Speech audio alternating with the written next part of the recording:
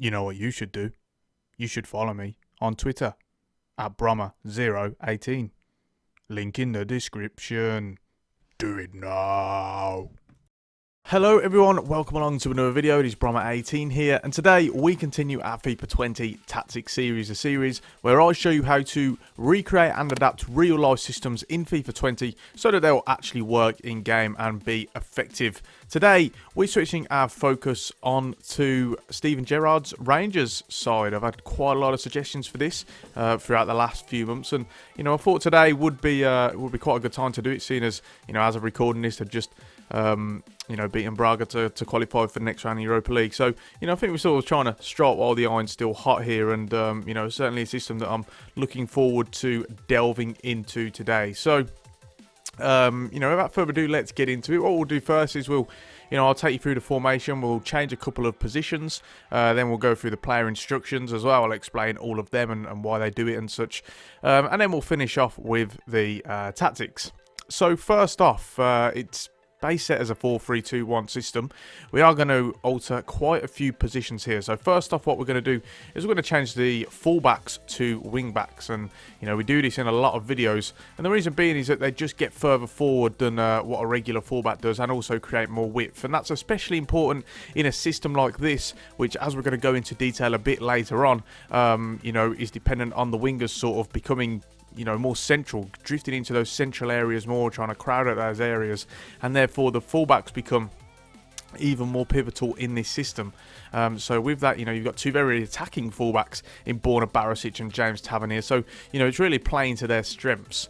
Onto the midfield, what we're going to do here is, rather than a flat three, we're actually going to move one of these to a defensive midfielder, and Steven Davis is the best bet. It can also sometimes be Clint Kamara. Sometimes they do actually play two. Say, if they're playing a little bit more defensive system, what they'll do is they'll have one who's more of an attacking midfielder, maybe Scott Arfield as your box-to-box man, and then maybe Davis, Kamara or Ryan Jack are both sitting back as the holding midfielders.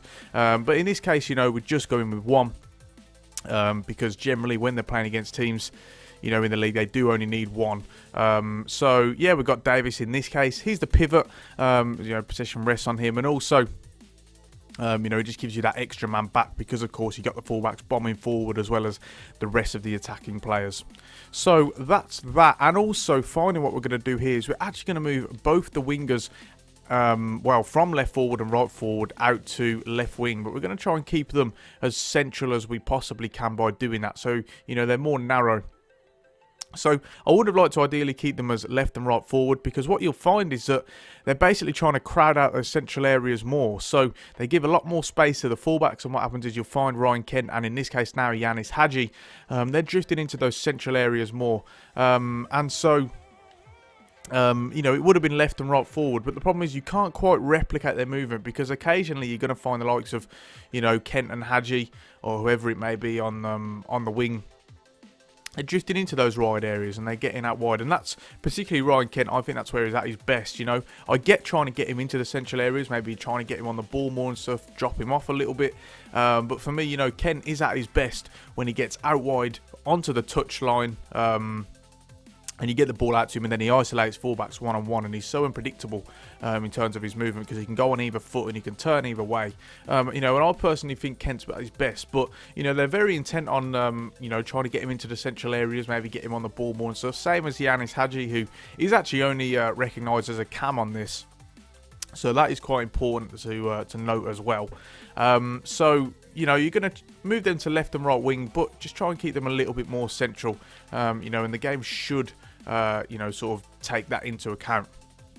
So that's it for the positions. Now we can move into the player instructions. We'll start with the goalkeeper and work our way up the field. So first off, with Alan McGregor, you've got quite a confident and aggressive goalkeeper there, and as such we're going to replicate that as well. So you want him on sweeper keeper and comes to crosses.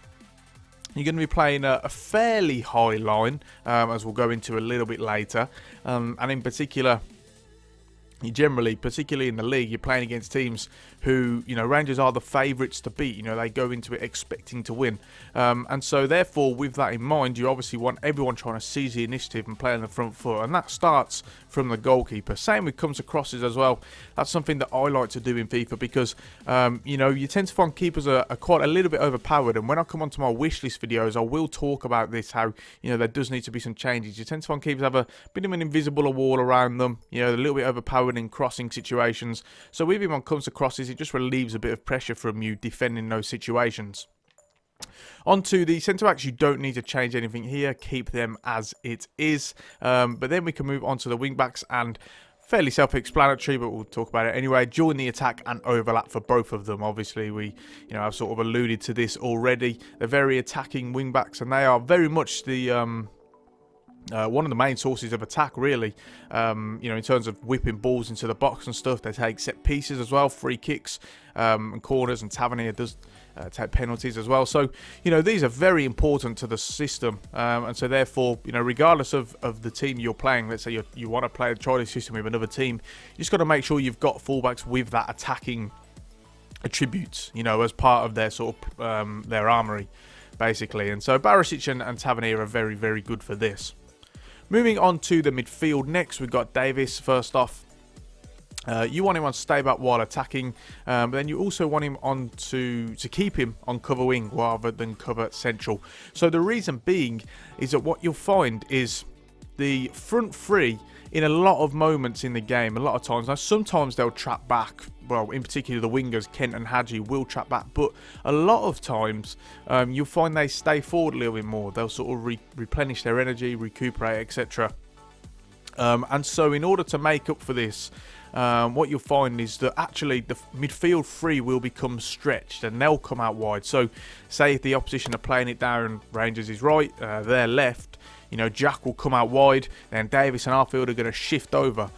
So in order to replicate that, you want both of these, well, all three of them on cover wing, and it'll be the same for the others as well. And that's why you don't want to change his defensive behaviour, because if you go him on man mark, then it could potentially take away from him drifting over into those wide areas when he needs to.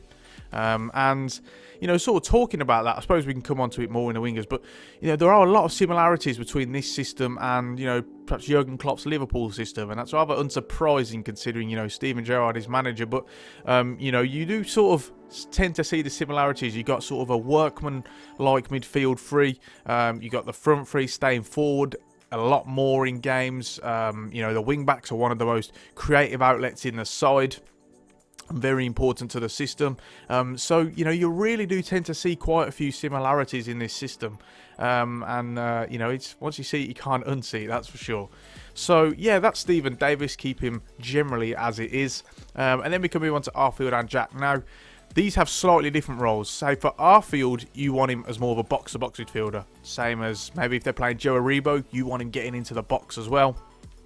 Whereas someone like Ryan Jack, you want him more on stay on the edge of the box of crosses. He'll be there to sort of pick up any loose balls on the edge of the area and stuff. Just offer another possession option for the wingers or the fullbacks, etc., to cut inside.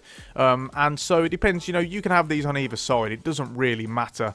But just for argument's sake, here we've got Arfield on the left. So with Scott Arfield, you want him as the box-to-box man, and therefore, in order to replicate that, get into the box of crosses and also get forward as well. Remember what we're talking about with the cover wing, all three of the midfielders, central midfielders, will be on cover wing. But whereas with Jack, you want him on get forward, but then you want him to stay on the edge of the box. And as I say, he's there to pick up the loose balls and provide that sort of extra pivot, as well as Steven Davis. So, yeah, that's fairly quick. We can move on to the front three now. Kent and Hagi, in this case, do have the same instructions. What I will mention is that a lot of times this season, particularly earlier on in the season, what you found is that the right-sided winger would actually be a central midfielder. So it would be maybe Arfield or Gerrard, in which case the instructions will change slightly. So I'll talk about that in a moment. First of all, let me show you the actual instructions for the players. So with Ryan Kent on defensive support, you want this on basic. So therefore, what we were talking about earlier, he'll only come back in certain situations when it's most needed. Otherwise, they tend to stay forward and offer that counter-attacking threat, and that sort of option up the field. In terms of chance creation, in order to replicate what we talked about earlier with them sort of drifting into central areas more, creating more space for the wing-backs, change this to both cut inside and also come short as well. But because we change them to left wingers, it means that they will be wide in certain situations. So that's the best way I found with playing with the games in FIFA, trying to work out instructions and stuff. That's the best way in order to replicate that. And with that, you want to try and get him onto the ball more. Maybe he drops off a little bit and he drives forward. That's something that Kent's also very good at as well. And also, finally, get into the box for the crosses. That's going to be the same for the front three, as well as maybe a box-to-box fan like Arfield getting into the box areas as well. As I spoke about, it's exactly the same with Ianis Hagi on the other side, or any winger. Perhaps you're playing Greg Stewart, perhaps you're playing Jordan Jones, who of course has been injured recently, Shea Ojo, etc. It's exactly the same. So you can replicate that. But what we were talking about with whether there'll be a right central midfielder there, so Arfield or Aribo, etc. One thing you want to do is you actually want that and come back on defence end, because that's sort of, they do that more when they're playing against a team a lot of times that they expect to be really on the back foot, the team really probing them. I think they did it against Celtic both times. It might be different now that Hagi has joined the club, but generally they would go with this. So you'd also want that and come back on defence as well. But then you'd also want chance creation on balance, so therefore they'd be coming out wider to try and support the fullback, etc. Rather than trying to get him crowd to central areas too much. But for argument's sake, we're going to go with Hagi here, so we'll keep this like that. Finally, moving on to the striker, of course, Alfredo Morelos. He does tend to split opinion. There's no denying, he's a goal scorer and he's very prolific for Rangers, and one of the most, if not the most important part of this team.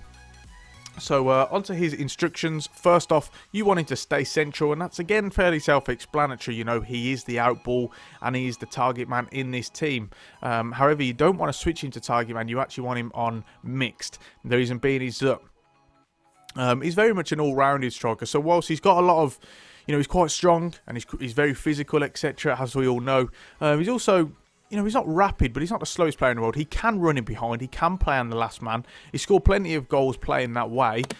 So in order to replicate that as best as possible, keep this on mix. And that's sort of where you're going to see the best of Alfredo Morelos in FIFA. Is, him sort of contributing to all areas on the pitch. And so with mixed attack, you sort of get the best of both worlds in that sense. And finally, with defensive support, you want him on stay forward. Of course, whether or not you've got the wingers tracking back or not, he will always stay forward because he is that out ball. And therefore, you've got that target to get the ball up to quickly if you want to try and counter attack. And then he can hold the ball up and players can run off him. So that's it for player instructions. We can move on to tactics next. So first off, with defensively, changes to pressure on heavy touch. So what you'll tend to find in a lot of their games, almost all of them, other than when, say they're behind against a team they should be perhaps expecting to beat, and then they're trying to seize the initiative. Basically, they'll always try and look to play on the front foot by doing something like this. When there's loose passes, perhaps they've just lost the ball, again, loose touches, etc. Then, then they try and press. They seize on opposition mistakes, and this is something they're very good at. They've got a lot of players who read the game very well and are all able to integrate that counter press very, very effectively. The reason why you don't have this on constant pressure is because of the fact that you've actually got the three front men generally staying forward. You don't want the central midfielders coming out of position too much. You want them sort of remaining as rigid as possible, so that they're there to sort of be the recycling men and sort of the workmanlike people in the system in order to make up for that. So you don't want them coming out of position too much, because otherwise you're going to be very, very vulnerable. In terms of defensive width, move this down to 5. The reason being is that because, again, the three central midfielders, with them drifting out wide from side to side, you're going to be able to do that more and effectively. Whereas if you're on, say, 2 or 3 and it's a very narrow system, they're not going to get out as far, and therefore you're going to give a lot of space to the opposition in those areas with the wingers not tracking back as much. So with 5, it just helps to you know, gives them more that encouragement, essentially, gives them that platform for them to be able to go from side to side and defend well and stretch themselves. In terms of depth, move this up to 7, then you have the highest mid-block possible. The reason we don't go too high and why they don't go too high is because, you know, it's fair to say their defence has been vulnerable over the last season. Well, since Gerrard's been there, really. You know, they can't quite work out, you know, what the centre-back pairing is for a start. You know, there's been a lot of talk about the fullbacks and maybe their defensive frailties and stuff. When you're playing it too high, you tend to find the opposition will go direct. They'll play it over the top. And the Rangers defence struggles with it. You know, it really does. And so, you know, with this, it just forms to a mid-block a little bit more. But you want the highest mid-block possible because, of course, you are still trying to seize the initiative. And you are trying to play on the front foot as much as possible. So with 7, you've got that nice balance, which, you know, will work out fine for you. Moving on to offensively now, in terms of the style, possession, fairly self-explanatory. You're generally trying to break teams down because of the league that they're in, the situation they find themselves in. So, you know, you're trying to keep the ball as much as possible and sort of probe and wait for your opening whilst teams have got, you know, very low blocks, 10 men behind the ball, etc. So with possession, that will enable you to do that. Moving on to the width, we want this on 5 as well. So, you know, what we're trying to recreate here is, again, the central midfielders. So, you know, you've got Arfield, you've got Jack. They're very much moving around a lot. They're staying as mobile as possible. You've got the wing backs, of course, creating a lot of width. But most importantly, again, the wingers, with it on 5 rather than, say, 3, you know, they will drift out more in certain situations. And that's what I spoke about very early on in the video, is that the likes of Kent and Hagi, you want them isolating people one-on-one. And the best way to do that is to get them in wider situations. However, as part of the system, Gerrard's system, you know, they do generally come central. But, you know, like I say, in certain situations, they'll come out wide. And with width on 5 rather than, say, a narrow 3 or 2, you know, it just gives them that platform again to do that a little bit more. In terms of players in the box, you want this on 8. As we spoke about slightly earlier, generally 4 players in the box. So you've got the 3 wingers and also Arfield as well as the box-to-box man. Maybe one of the wingers is putting a crossing, in which case, you know, you'll only have 3. But very much they're the sort of 4 players you're looking to get into the box. And then you'll have the likes of Jack, the fullbacks, etc., who are outside, you know, being that pivot and looking to recycle possession. And finally, with corners and free kicks, we always move this up to 4. The reason being is that then, say in a corner, you'll have 2 men back, which is more than enough to deal with any opposition counter-attack, because they'll only ever leave 1 man forward. But then it gives you another target in the box in order to be an actual threat from set pieces, because they are fairly difficult this year and you know, do need a bit of work. So, you know, with them being on both on 4, that will give you that platform. So that just about rounds it off for this video then, guys. Certainly a tactic I enjoy, you know, looking into. Definitely needs some work, you know. I think in real life, I think there can be more done. You know, as I spoke about earlier, someone like Ryan Kent, you know, coming out wide and stuff more. Then, you know, that should be the case. Should be isolating people more. The fullbacks one-on-one, because he's so unpredictable, so fast and tricky, that, you know, he can do better. So I think that there's still things that you know, Gerrard can work on with this, but certainly one that seems to be doing decent for them, in particular in Europe as well. So if you got any questions about the system, do feel free to get at me in the comment section, let me know, and I'll do my best to get back to you and answer any questions you may have. Keep your suggestions coming in, by the way. Got lots to work through. Leipzig is one that's probing at the moment, as well as Ancelotti's Everton, so I'll see what I can do about them. Don't forget to subscribe to the channel if you haven't done already, for more regular gaming content, and ring the bell as well so that you get notifications every time I upload. You know, I'd really appreciate that. And leave a like on the video if you enjoyed it and you want to see more. On that note, we are going to finish it off there. Thanks so much for watching, and I'll see you next time.